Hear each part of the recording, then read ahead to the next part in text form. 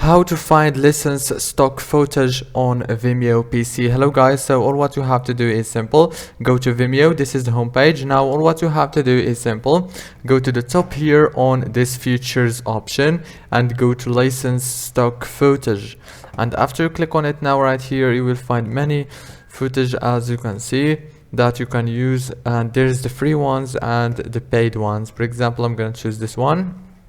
And as you can see that you can, for example, buy this one, and there is also the free ones, not only the paid ones. And yeah, and you can download it, download the preview and test it.